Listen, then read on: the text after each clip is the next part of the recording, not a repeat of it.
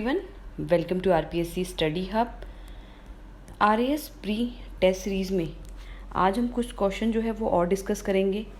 तो आइए बात करते हैं क्वेश्चंस के बारे में।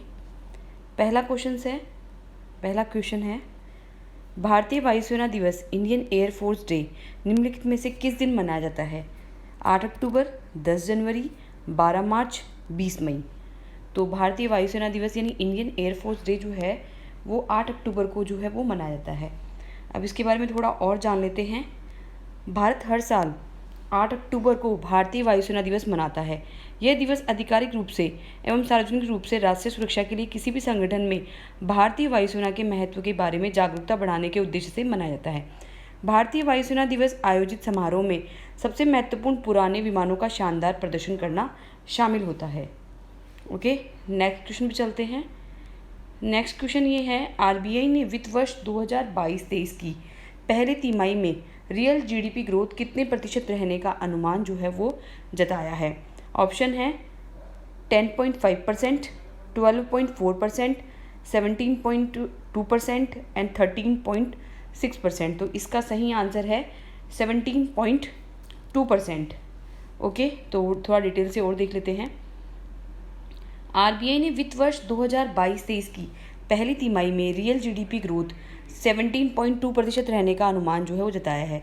आरबीआई गवर्नर शक्तिकांत दास ने, तो इसमें ये भी ध्यान रखिएगा आरबीआई के गवर्नर जो है वो शक्तिकांत दास जी है, ने फाइनेंशियल ईयर 2022 में जीडीपी ग्रोथ के अनुमान में कोई बदलाव नहीं किया गया है। यह 9.5% की दर पर जो है बरकरार है 2022। आरबीआई ने जुलाई सितंबर 2021 के लिए 7.9% और अक्टूबर सितंबर 2021 के लिए 6.8% और जनवरी मार्च 2022 के लिए 6.1% जो है वो अनुमान जो है वो दर्शाया है। नेक्स्ट क्वेश्चन पे चलते हैं। थर्ड क्वेश्चन, हाल ही में साहित्य का नोबेल पुरस्कार किसे प्रदान किया गया है? 2021 का नोबेल पुरस्कार जो है साहित्य से रिलेटेड वो किसको दिया गया है? तो ऑप्शन है Nirmal Verma, Abdul Razzaq Gurnah, Tobias wolf और तारानाथ शर्मा। तो इसका सही आंसर हो जाएगा बी, अब्दुल रज्जाक गुरनाह को 2021 का साहित्य का नोबेल पुरस्कार जो है वो दिया गया है। अब अब्दुल रज्जाक जो है इनके बारे में थोड़ा जान लेते हैं। साल 2021 का साहित्य का नोबेल पुरस्कार उपन्यासकार अब्दुल रज्जाक गुरनाह को दिया गया है।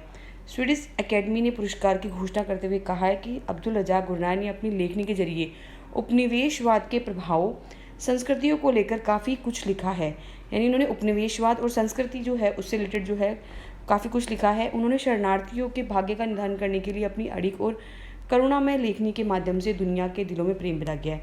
यानी इन्होंने मोटा माटी क्या हम अगर देखें क्या है इनका बेस, उपनिवेशवाद के ऊपर लिखा, संस्कृति से रिलेटेड लिखा और शरणार्थियों के बारे में जो है इन्होंने लिखा है। साल 2020 का साहित्य का नोबेल पुरस्कार अमेरिकी कवयित्री लुईस ग्लुक को दिया गया था। अगर हम 2020 का साहित्य का नोबेल भी देखें, क्योंकि कई बार पुराना भी पूछ लेते हैं, तो लुईस ग्लुक जो है उसको 2020 का पुरस्कार जो है वो प्रदान किया गया था। ओके, नेक्स्ट क्वेश्चन पे हम चलते हैं। फोर्थ क्वेश्चन, विश्व चैंपियनशिप में रजत पदक जीतने वाली देश की पहली महिला पहलवान निम्न में से कौन बन गई है? तो पहला ऑप्शन है बबीता फोगाट, दूसरा है पूजा डांडा, तीसरी ऑप्शन है गीता फोगाट, फोर्थ है अंशु मलिक। तो इसका सही आंसर है अंशु मलिक। अंशु मलिक जो है वो विश्व चैंपियनशिप में रजत पदक जीतने वाली देश की पहली महिला पहलवान जो है वो बन गई है।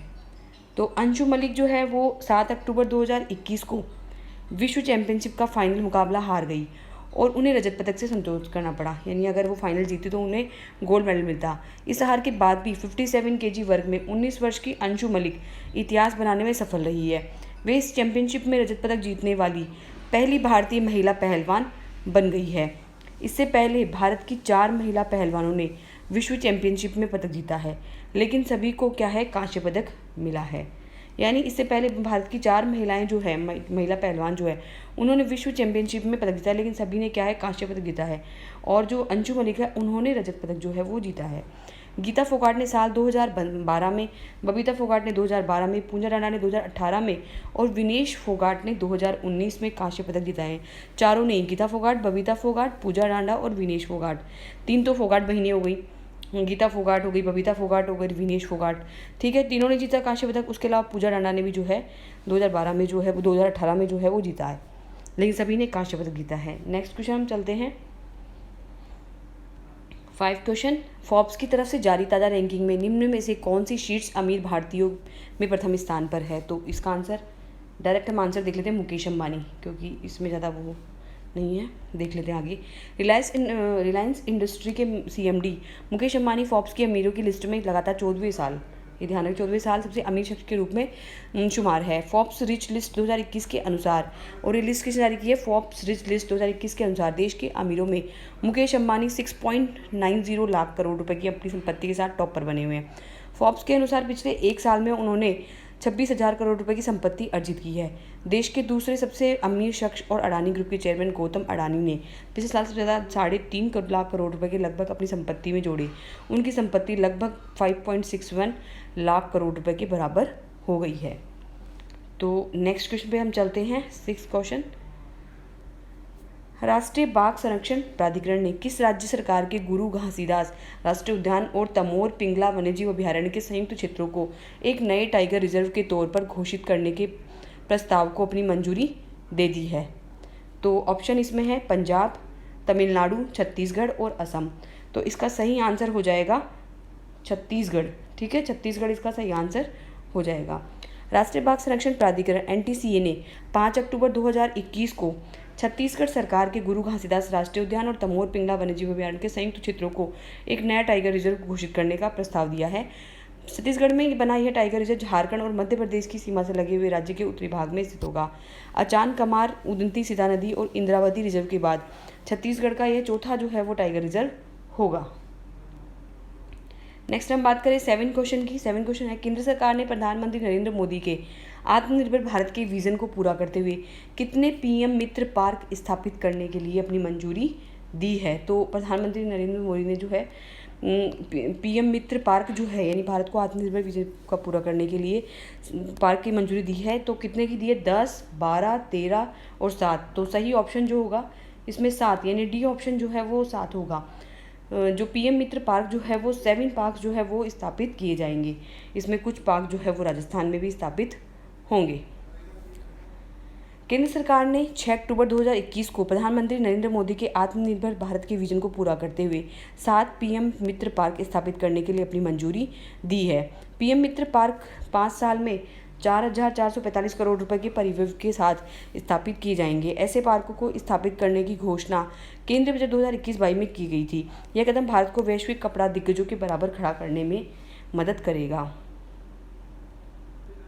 नेक्स्ट है 8।